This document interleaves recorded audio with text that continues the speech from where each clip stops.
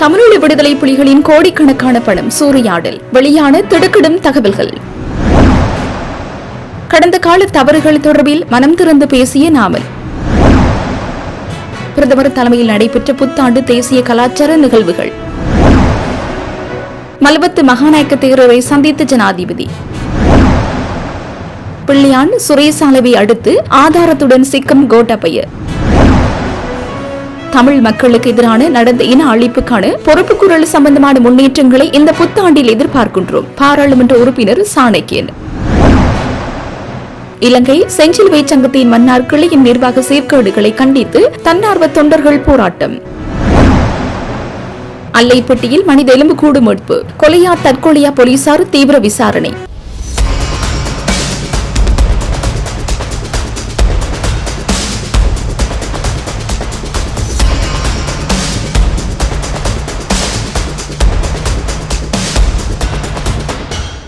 தமிழீழ விடுதலை புலிகளின் ரகசிய கணக்குகளில் இருந்த கோடிக்கணக்கான பணத்தை சுரேசாலை, கோட்டபய ராஜபக்ச மற்றும் கொழும்பு பயங்கரவாத தடுப்பு பிரிவின் அத்தியட்சகர், சிரேஷ்ட போலீஸ் அதிகாரி பிரசன்ன அல்விஸ், சட்டமா அதிபர் திணைக்களத்தின் சிரேஷ்ட நீதிபதிகள் சிலர் இணைந்து தங்களின் தனிப்பட்ட வங்கிக் கணக்குகளில் வைப்பு செய்துள்ளமை தெரியவந்துள்ளதாக சர்வதேச இணையதளம் ஒன்று தங்களுக்கு கிடைத்திருக்கும் ஆவணங்களை மேற்கோள் காட்டி செய்தியொன்றை வெளியிட்டுள்ளது. குறைத்த பணம் எவ்வாறு சூறையாடப்பட்டுள்ளது என்பது தொடர்பில் இந்த இணையதளம் விரிவாக குறிப்பிட்டுள்ள விடயங்கள் பின்வருமாறு. 2009 ஜூலை 21ஆம் தேதி சுப்பிரமணியம் சிவகுமார் என்ற தமிழீழ விடுதலை புலிகளுடன் தொடர்புடையவர் என கொழும்பு பயங்கரவாத தடுப்பு பிரிவால் கைது செய்யப்படுகின்றார். அச்சந்தர்ப்பத்தில் நிமால் சந்திர பாகிஸ்தான் கொழும்பு பயங்கரவாத தடுப்பு பிரிவின் பிரதானியாக இருந்துள்ளார். அப்போது அதன் சிரேஷ்ட போலீஸ் அதிகாரியாக பிரசன்ன அல்விஸ் இருந்துள்ளார். பின்னர் அவர் அத்தியட்சராக பதவி உயர்த்தப்பட்டார். கைது செய்யப்பட்ட சுப்பிரமணியம் சிவகுமாரிடம் மேற்கொண்ட விசாரணைகளின் பின்னர் மேலும் 8 விடுதலை புலிகள் உறுப்பினர்கள் தொடர்பில் தகவல்கள் கிடைக்கப்பெற்றுள்ளன. இந்த தகவல்களை சிரேஷ்ட போலீஸ் பரிசோதகர் பிரசன்ன அல்விஸ் தனது கையொப்பத்துடன் 2010ஆம் ஆண்டு மார்ச் மாதம் 12ஆம் தேதி தயாரித்த அறிக்கையில் குறிப்பிட்டுள்ளார். அந்த அறிக்கையில் தமிழீழ விடுதலை புலிகள் அமைப்பின் சர்வதேச ரீதியில் செயற்பட்ட முக்கிய புள்ளிகளான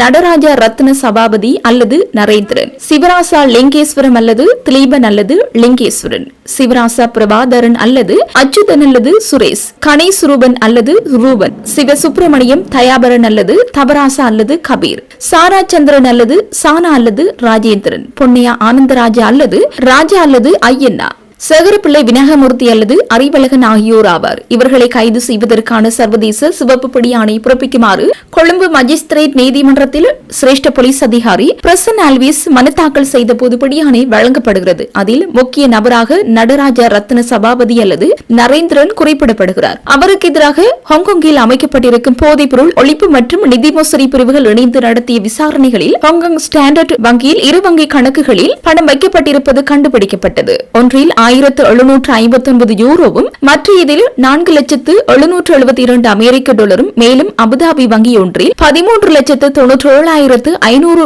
அமெரிக்க டாலர் இருந்துள்ளது. இது தொடர்பில் விசாரணை நடத்துவதற்காக சுரேசாலை உள்ளிட்ட குழுவினர் கோட்டபய ராஜபக்சவின் அறிவுறுத்தலின் பேரிலேயே இருமுறை அபுதாபி சென்று வந்துள்ளனர். அபுதாபியில் நடராஜா ரத்ன சபாபதியை சந்தித்து அவரிடம் பல பக்கங்களுக்கு வாக்குமூலம் பெற்றுக் கொண்டுள்ளனர். பின்னர் அந்த பணம் அவருடையது அல்ல என நீதிமன்றத்திற்கு பல காரணங்களை தெரிவித்து அவர்கள் 8 பேருக்கு இருந்த சர்வதேச சிவப்பு பிடியாணையை ரத்து செய்தனர். ஹாங்காங் வங்கியில் இருந்த பணம் கொள்ளுப்பட்டியில் உள்ள யூனியன் வங்கி கணக்குக்கு மாற்றப்பட்டிருந்தது. 2015ஆம் ஆண்டு இது தொடர்பில் நடத்திய விசாரணைகளில் குறித்த பணம் அரசுரிமையாக்கப்பட்டது. ஆனால் அபுதாபி வங்கியில் நடராஜா ரத்ன சபாபதி வைத்திருந்த 13,97,500 அமெரிக்க டாலருக்கு என்ன நடந்தது? ஏன் இதுவரை எவ்வித தகவல்களும், அதாவது 2,795 லட்சம் ரூபாவுக்கு என்ன நடந்தது? சுரேசாலை மற்றும் கோட்டாபேவுடன் அன்று இணைந்து விசாரணை நடத்தியவர்களின் கைகளுக்கு போயுள்ளதாகவே தெரிய வருகிறது. அதனாலே அவர்கள் நடராஜா ரத்ன சபாபதியை சந்திக்க அபுதாபி சென்றிருக்க வேண்டும். மேலும் அவர்களை தண்டனையிலிருந்து விடுவித்ததும் பெரும் சந்தேகத்தை ஏற்படுத்தியுள்ளதாக இந்த செய்தியில் குறிப்பிடப்பட்டுள்ளது. கடந்த காலங்களில் தவறுகள் நடந்திருக்கலாம், அவற்றை ஏற்றுக்கொள்ள வேண்டும். அத்தோடு அந்த தவறுகள் என்ன என்பதை நாம் அறிந்து கொள்ள வேண்டும் என மொட்டு கட்சியின் தேசிய அமைப்பாளர் நாமல் ராஜபக்ச தெரிவித்துள்ளார். தங்காலை கால்டன் இல்லத்தில் நடைபெற்ற தமிழ் சிங்கள புத்தாண்டு நிகழ்வில் கலந்து கொண்ட போது ஊடகவியலாளர் ஒருவர் கேட்ட வினாவுக்கு பதிலளிக்கும் போதே அவர் இதனை குறிப்பிட்டார். தொடர்ந்து தெரிவித்த அவர், முதலில் எம்மால் நடக்கும் தவறுகளை தெரிந்து வைத்திருக்க வேண்டும். தவறுகள் யாருக்கும் நடக்கலாம், அதான் மனித இயல்பு. ஆனால் அந்த தவறுகளை திருத்திக் கொண்டு முன்னோக்கி செல்வதை நாம் செய்ய வேண்டும். நாம் நமது கலாச்சாரங்களை பாதுகாப்பது, கல்வி கற்பது எல்லாம் இதற்காகத்தான். அத்தோடு எதிர்காலத்தில் ஒரு நாடாகவும் அதன் குடிமக்களாகவும் நாம் முன்னோக்கி செல்ல வேண்டும் என்று குறிப்பிட்டுள்ளார். தமிழ் சிங்கள புத்தாண்டு தேசிய கலாச்சார நிகழ்வுகள் பிரதமர் கலாநிதி ஹரிணி அமரசூரிய தலைமையில் நேற்று கம்பகாவில் நடைபெற்றது. புத்த சாசன சமய மற்றும் கலாச்சார அலுவல்கள் அமைச்சினால் தேசிய நிகழ்வுகள் ஏற்பாடு செய்யப்பட்டிருந்தன. புண்ணிய காலத்தில் பிரதமர் ஹரிணி அமரசூரிய கம்பகா மெதகம ஸ்ரீ சுனந்தாராம விஹாரைக்கு சென்று மத வழிபாடுகளில் ஈடுபட்டதுடன் ஆசீர்வாதம் பெற்றுக் கொண்டனர். இதேவேளை தேசிய மக்கள் சக்தி அரசின் மீது பொய் குற்றச்சாட்டுகளை சுமத்துவதன் மூலம் இந்த ஆட்சியை ஒருபோதும் கவிழ்க்க முடியாது என்று பிரதமர் ஹரிணி அமரசூரிய தெரிவித்தார். எதிர்க்கட்சிகளினால் முன்வைக்கப்படும் விமர்சனங்கள் மற்றும் அரசியல் நகர்வுகள் குறித்து கருத்து தெரிவிக்கையில் அவர் இதனை குறிப்பிட்டார். அரசை கவிழ்க்கும் நோக்கில் எதிர்க்கட்சிகளால் கொண்டுவரப்படும் எந்த ஒரு பிரேரணையை முறியடிக்க தாம் தயாராக இருப்பதாக பிரதமர் தெரிவித்தார். இந்த அரசுக்கு எதிராக இத்தனை பிரேரணைகள் கொண்டுவரப்பட்டாலும் அவை அனைத்தையும் தவிடுபொடியாக்கி விடுவோம் என்று அவர் சூளுரைத்தார். மக்களின் பெரும் எதிர்பார்ப்புகளுக்கு மத்தியில் உருவாகியுள்ள இந்த அரசு திட்டமிட்ட போய் பிரச்சாரங்களால் விழுந்து விடாது என்று சுட்டிக்காட்டியவர் அரசியல் லாபத்துக்காக முன்னெடுக்கப்படும் இவ்வாறான பொய் குற்றச்சாட்டுகளை மக்கள் நிராகரிப்பார்கள் என்றும் குறிப்பிட்டார். எதிர்க்கட்சிகள் எத்தனை தடைகளை ஏற்படுத்தினாலும் அரசு முன்னெடுத்துள்ள ஊழல் ஒழிப்பு மற்றும் பொருளாதார மறுசீரமைப்பு நடவடிக்கைகள் எவ்வித தொய்வுமின்றி தொடரும் என்றும் பிரதமர் ஹரிணி அமரசூரிய மேலும் உறுதிபட தெரிவித்தார். மல்வத்து மகாநாயக்க தேரரை சந்தித்த ஜனாதிபதி சிங்கள தமிழ் புத்தாண்டிற்கு ஆசி பெற்றார். ஜனாதிபதி அனுரகுமார திசநாயக்கு இன்று காலை மல்வத்து மகாவிகாரைக்கு சென்று மகாவிகார வம்சிக சியாமோபாலி மகாபீட மல்வத்து தரப்பின் மகாநாயக்க அதி வணக்கத்திற்குரிய திப்பட்டு பாவை ஸ்ரீ சுமங்கல நாயக்க தேரரை சந்தித்து ஆசீர்வாதம் பெற்றுக் கொண்டார். இதன்போது மகாநாயக்க தேரர் செட்பிரேத் பாராயணம் செய்து ஜனாதிபதி உள்ளிட்ட குழுவினருக்கு சிங்கள தமிழ் புத்தாண்டிற்கு தனது ஆசீர்வாதங்களை வழங்கினார். சுகாதார மற்றும் வெகுஜன ஊடக அமைச்சர் வைத்தியர் நலிந்த ஜெயதிச குழுவினர் இந்த நிகழ்வில் கலந்து கொண்டனர்.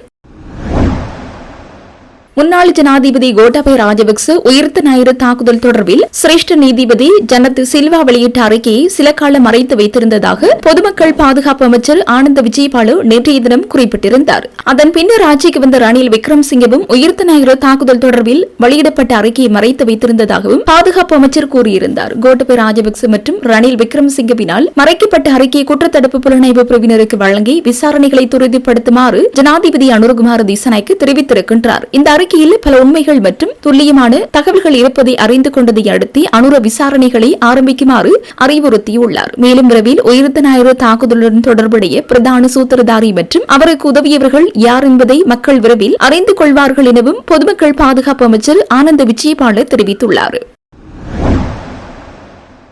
இந்த நாட்டில் ஒரு நிரந்தரமான அரசியல் தீர்வொன்றை புதிய அரசியலமைப்பின் ஊடாக அடைய வேண்டும் என்பதுதான் தமிழ் மக்களது பிரதானமான அபிலாஷை. அதோடு தமிழ் மக்களுக்கு எதிராக நடந்த பல வன்முறைகளில் தமிழ் மக்களுக்கு எதிராக நடந்த இன அழிப்புக்கான பொறுப்புக்கூறல் சம்பந்தமான முன்னேற்றங்களை இந்த ஆண்டில் எதிர்பார்க்கின்றோம் என இலங்கை தமிழரசு கட்சியின் மட்டக்களப்பு மாவட்ட பாராளுமன்ற உறுப்பினர் சாணக்கியன் தெரிவித்தார். நேற்று மட்டக்களப்பு களுவாஞ்சிக்குடியில் அவரது அலுவலகத்தில் நடைபெற்ற ஊடகவியலாளர் சந்திப்பிலே அவர் இதனை தெரிவித்தார். உண்மையிலே இந்த புது வருடத்திலே எங்களுடைய விசேடமாக தமிழ் மக்களுடைய அபிலாஷைகள் அனைத்தும் நிறைவேற வேண்டும் என்று இறைவனை பிரார்த்தித்துக் கொள்கின்றேன்.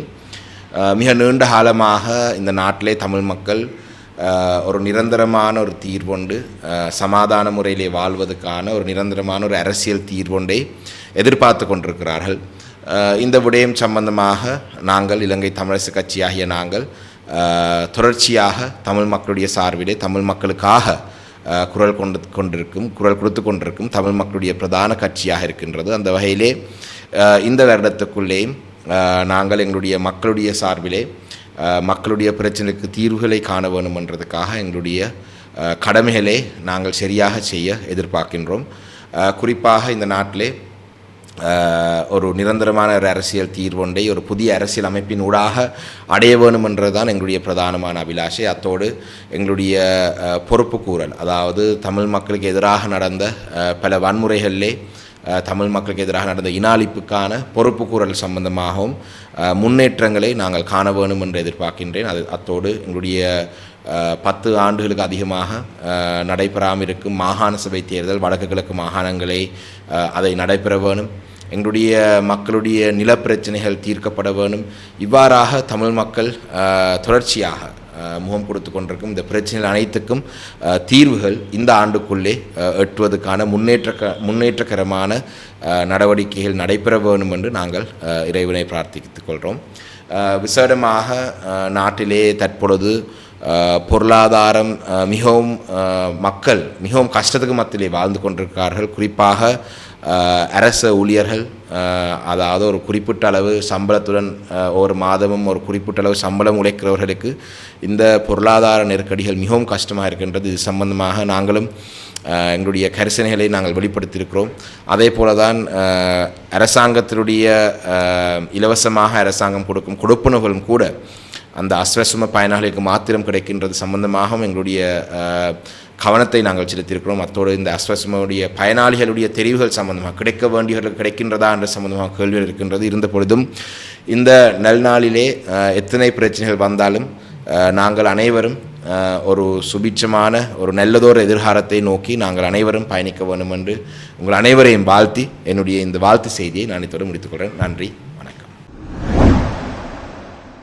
இலங்கை செஞ்சிலுவை சங்கத்தின் மன்னார் கிளையின் நிர்வாக சீர்கேடு குறித்து மன்னார் கிளையுடன் இணைந்து பணியாற்றும் தன்னார்வ பணியாளர்கள் இன்றைய தினம் காலை போராட்டம் ஒன்றை முன்னெடுத்துள்ளனர். கடந்த 10 வருடங்களுக்கு மேலாக மன்னார் மாவட்டத்தில் இலங்கை செஞ்சிலுவை சங்கத்தில் இணைந்து தன்னார்வ பணியாளர்களாக 500க்கும் மேற்பட்ட இளைஞர்கள் சேவையாற்றி வந்துள்ளனர். இதுவரை காலமும் செஞ்சிலுவை சங்கம் மன்னார் கிளையின் அங்கத்தவர்களாக தம்மை இணைத்துக் கொள்ளும்படி கோரிக்கை விடுத்து வந்த போதிலும் எந்த ஒரு நிர்வாகமும் தங்களுடைய கோரிக்கை ஏற்றுக்கொள்ளவில்லை என தெரிவித்து குறித்த போராட்டத்தை இன்றைய தினம் காலை முன்னெடுத்தனர். காலை 10 மணியளவில் மன்னார் பொது நூலகத்திற்கு முன் 1 கோடி இலங்கை செஞ்சிலுவை சங்கத்தின் மன்னார் கிளை தன்னார்வ பணியாளர்கள் வாயை சிவப்பு துணியால் கட்டியவாறு பதாதைகளை ஏந்தியவாறு மன்னார் மாவட்ட செயலகம் வரை ஊர்வலமாக சென்றனர். அதனைத் தொடர்ந்து மன்னார் மாவட்ட அரசாங்க அதிபர் கனகேஸ்வரனை சந்தித்து தமது கோரிக்கைகளை முன்வைத்தனர். குறிப்பாக இந்த நிர்வாகங்கள் திட்டமிட்டு தம்மை புறக்கணித்து ஜனநாயக விரோதமாக இடைக்கால நிர்வாகத்தை முறைகேடான விதத்தில் அமைத்து பல்வேறுபட்ட நிர்வாக மோசடிகளை முன்னெடுப்பதாக அவர்கள் தெரிவித்தனர். கடந்த 3 வருடங்களுக்கு மேலாக பொதுச்சபை கூட்டங்கள் எதுவும் இடம்பெறாமல் தனிப்பட்ட சிலரின் விருப்பத்திற்கு அமைய நிர்வாகம் நடத்தப்படுகிறது. இதுவரை காலமும் எந்தவித ஊதியமோ சலுகைகளோ ஒன்றி மன்னார் மக்களின் மனிதநேயத்தை பேணும் சமூக பணியை செய்து வரும் தன்னார்வ பணியாளர்களின் கோரிக்கைகளுக்கு துரித நடவடிக்கைகளை மேற்கொள்ள வேண்டும் என தெரிவித்தனர். தகுதியின் அடிப்படையில் நியாயமான முறையில் நமக்கான அங்கத்துவத்தை உடனடியாக உறுதி செய்தல் வேண்டும். முறையற்ற விதத்தில் உருவாக்கப்பட்டுள்ள இடைக்கால சபை கலைக்கப்பட்டு மாவட்ட செயலாளர் தலைமையில் உரிய விசாரணைகள் முன்னெடுக்கப்பட வேண்டும். ஜனநாயக அடிப்படையில் சுயாதீனமான பொதுச்சபை கூட்டம் நடத்தப்பட வேண்டும். இலங்கை செஞ்சிலுவை சங்கத்தின் மன்னார் கிளையினால் முன்னெடுத்து வரும் அனைத்து செயற்திட்டங்கள் தொடர்பான விவரங்கள் வெளிப்படைத்தன்மையுடன் காட்சிப்படுத்தப்பட வேண்டும். இலங்கையில் உள்ள அனைத்து மாவட்டங்களுக்கும் பொதுவான செஞ்சிலுவை சங்கத்தின் யாப்பில் குறிப்பிடப்பட்டுள்ள விடயங்கள் அனைத்தும் மன்னார் கிளைக்கும் பொருந்தும் என்பதை இலங்கை செஞ்சிலுவை சங்கத்தின் தலைவர் மேல் பரிசீலனை செய்து இதற்கென தனியான விசாரணை குழு ஒன்றை நிறுவ வேண்டும். இடைக்கால சபையை கலைத்து நியாயமான முறையில் வெளிப்படைத்தன்மையுடன் நிர்வாக தெரிவை செய்தல் வேண்டும் உள்ளிட்ட கோரிக்கைகளை முன்வைத்து தமது கோரிக்கை அடங்கிய மகஜரை அரசாங்க அதிபரிடம் கையளித்தனர். வேளாண் அல்லைப்பட்டி பகுதி பற்றைக்காணியொன்றில் இனம் தெரியாத நபர் ஒருவரின் எலும்புக்கூடுகள் மிகவும் முக்கிய நிலையில் அடையாளம் காணப்பட்டுள்ளதாக ஊர்காவற்றுறை போலீசார் தெரிவித்தனர். சுமார் 4 முதல் 6 மாதங்களுக்கு முன்னர் தூக்கிட்டு தற்கொலை செய்து கொண்ட ஒருவரது எலும்புக்கூடு இவ்வாறு மீட்கப்பட்டுள்ளதாக சந்தேகம் தெரிவிக்கும் ஊர்காவற்றுறை போலீசார் குறித்த எலும்புக்கூடுகள் தொடர்பில் சட்ட வைத்திய அதிகாரியின் மருத்துவ உடற்கூற்று பின்னரை உறுதியாக கூற முடியும் என்றும் தெரிவித்தனர். முன்பதாக குறித்த பகுதியொன்றின் பற்றைக்காணியொன்றில் எலும்புக்கூடுகள் இருப்பதாக போலீசாரின் அவசர தொலைபேசி இலக்கத்திற்கு பொதுமக்கள் ஒருவரால் தகவல் வழங்கப்பட்ட நிலையில் நடவடிக்கையில் இறங்கிய போலீசார் குறித்த எலும்புக்கூடுகளை அடையாளம் கண்டதாகவும் இதன் அடிப்படையில் குறித்த எலும்புக்கூட்டை போலீசார் நீதிபதி மரண விசாரணை அதிகாரி மற்றும் கிராம சேவர் உள்ளிட்ட பலரது முன்னிலையில் மீட்டு மருத்துவ பரிசோதனைக்காக யாழ் போதனா மருத்துவமனைக்கு கொண்டு செல்ல நடவடிக்கை எடுத்துள்ளதாகவும் தெரிவித்தனர். மேலும் குறித்த எலும்புக்கூடு இணைந்த நிலையில் தோற்றமளிப்பதாக இருப்பதாகவும் சந்தேகிக்கப்படும் நிலையில் குறித்த விடயம் அப்பகுதியில் பெரும் பதற்றத்தை ஏற்படுத்தியுள்ளமை குறிப்பிடத்தக்கது.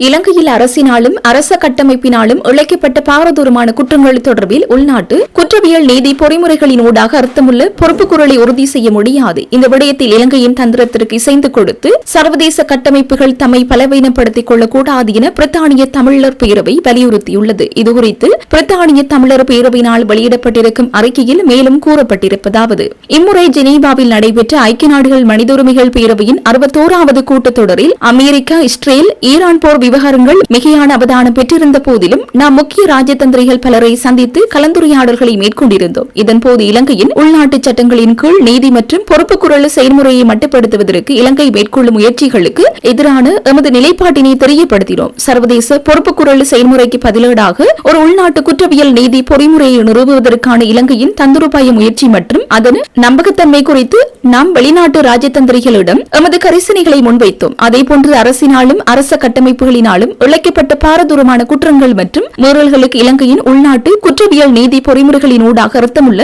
பொறுப்புக்குரலை உறுதி செய்ய முடியாது என சுட்டிக்காட்டியதுடன் இலங்கையின் சுதந்திரத்திற்கு இசைந்து கொடுத்து சர்வதேச கட்டமைப்புகள் தம்மை பலவீனப்படுத்திக் கொள்ளக்கூடாது எனவும் வலியுறுத்தப்பட்டது. இவ்வாறானதொரு பின்னணியில் நம்பகமான நீதி மற்றும் பொறுப்புக்குரலை உறுதிப்படுத்துவதற்கான பாதையில் சில முக்கிய விடயங்கள் உள்வாங்கப்பட வேண்டும் என சர்வதேச சமூகத்திடம் வலியுறுத்துகின்றோம். முதலாவது, வலுவான சர்வதேச குற்றவியல் நீதி பொறிமுறைகள் நிறுவப்பட வேண்டும். இரண்டாவது, உலகளாவிய அதிகார வரம்பில்லையை பயன்படுத்தி அமெரிக்கா, கனடா மற்றும் பிரிட்டன் ஆகிய நாடுகளை போன்று ஐரோப்பிய ஒன்றியம், ஆஸ்திரேலியா, நியூசிலாந்து போன்ற ஏனைய நாடுகளும் இலங்கையின் போர் குற்றவாளிகளுக்கு எதிராக தடைகளை விதிக்க வேண்டும். சர்வதேச சமூகத்தின் வலுவான தலையீட்டின் மூலமே இலங்கையில் நீதியை உறுதிப்படுத்தவும் மீறல்களால் பாதிக்கப்பட்டவர்களை பாதுகாக்கவும் நிலையான சமாதானத்தை கட்டியெழுப்பவும் முடியும் என அவ்வறிக்கையில் வலியுறுத்தப்பட்டுள்ளது.